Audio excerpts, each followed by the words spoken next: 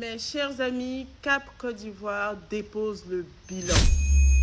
En effet, Madame Simone Eivé a produit un communiqué sur sa page en nous expliquant que Cap Côte d'Ivoire a échoué, sachant que les élections n'ont pas encore eu lieu et que rien pour l'instant ne s'est encore passé. Cap Côte d'Ivoire dépose le bilan.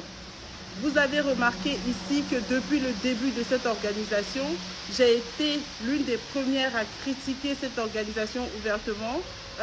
Quand j'ai vu déjà que son membre influent était Blé Goudé, celui-là même qui avait dit que le président Tidjane Thiam n'était pas présidentiable. Dès que j'ai entendu ça, j'ai sorti le mot l'opposant opposé à l'opposition. Au travers de ce communiqué, Mme Simone Eivé nous fait comprendre qu'aucune de leurs revendications n'a pu convaincre ou bien n'a pu avoir gain de cause auprès du RHDP. Malgré que Mme Simone Eivé et son fils Blé Goudé se sont fait passer sur toutes les chaînes pour l'opposition apaisée, l'opposition qui voulait la paix, l'opposition qui ne voulait pas accompagner quelqu'un pour enlever quelqu'un. Ils se sont fait passer pour les saints, les chrétiens, les gens de foi. Malgré tout cela, le RHDP a refusé en fait de les recevoir et de pouvoir donner suite à leurs demandes. Donc la CAPSI dépose le bilan. Il s'avoue vaincu alors que rien n'est encore fait. Rien n'est encore fait. Nous pouvons encore nous battre. Rien n'est encore fait, mais la CAPSI de Simone Eivé s'avoue vaincue par le RHDP. Au travers de son porte-parole, Simone Eivé nous dit qu'elle va aux élections pour remporter, sachant que le Conseil constitutionnel n'a pas forcément dit le droit en écartant ses camarades de lutte de la gauche. Simone Eivé nous dit qu'en allant à ces élections-là, elle espère que toute l'opposition va se mettre derrière elle et que si les élections sont transparentes, elle pourra remporter cette élection pour la gauche. Moi, j'ai envie de demander quelque chose à Mme Simone Eivé. Si le Conseil constitutionnel a été capable de ne pas dire le droit, comment on peut espérer en fait que ces élections-là soient transparentes? Si quelqu'un qui n'a pas droit à un 4e mandat, le Conseil constitutionnel le déclare candidat recevable, comment ce Conseil constitutionnel-là et ainsi que cette CEI pourront organiser une élection transparente qui t'emmèneront à la victoire? Je demande à Mme Simone Eivé d'arrêter de nous prendre pour des imbéciles. Personne ne soutiendra sa candidature si ce n'est les personnes qui lui ont accordé le parrainage.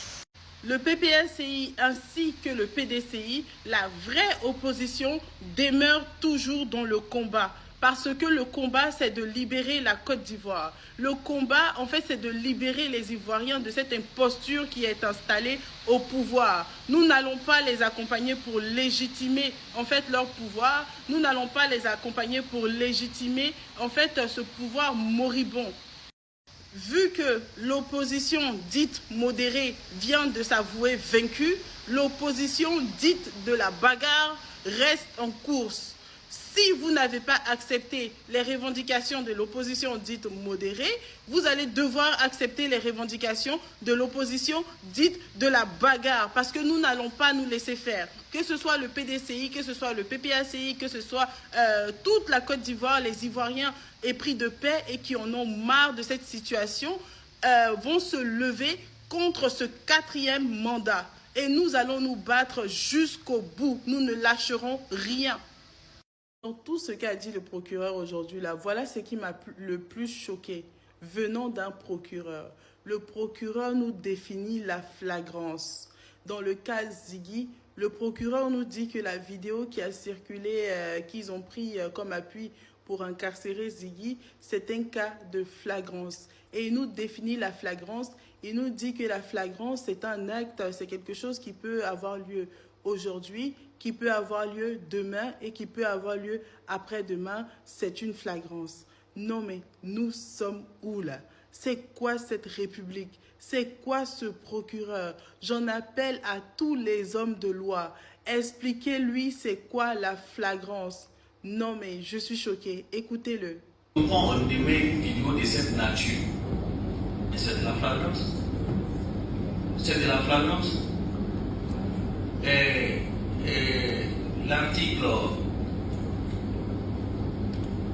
77 dit ceci: est qualifié crime ou délit flagrant le crime ou le délit qui est en train de se commettre ou qui vient de se commettre. Qui vient de se commettre. Ça peut être hier, ça peut être demain, ça peut être après-demain, mais pourtant la vidéo circule toujours. Alors, et on dit, alors, si, est-ce qu'un cas de flagrance, on est obligé d'aller donner une convocation? Dans un cas de flagrance, on est obligé d'aller donner une convocation. Non, je ne vais pas revenir sur ce débat. Il est clos à mon niveau. Quelqu'un qui lui a posé la question de l'internaute qui est passé sur NCI, qui a demandé si des individus mal non identifiés viennent chez nous armés, est-ce qu'on a le droit de se défendre? Est-ce que ça rentre dans le cadre de la légitime défense? Le procureur nous dit qu'il n'a pas assisté à l'émission. La personne qui lui pose la question lui reformule la question pour comprendre, en fait, pour que nous tous on est intéressés de savoir dans quel cadre en fait des personnes non identifiées peuvent s'introduire chez une personne et l'arrêter et voilà. Et est-ce que si la personne se défend, ça rentre dans le cadre de la légitime défense? Le procureur répond qu'il faut aller regarder l'émission. Je suis choquée. Au début, il dit qu'il n'a pas regardé l'émission. Après, il dit, mais ils ont donné la réponse dans l'émission, non? Et ça reste comme ça. Il n'a plus répondu, en fait, à la question. Je ne suis pas irrité par la question. La seconde question, monsieur.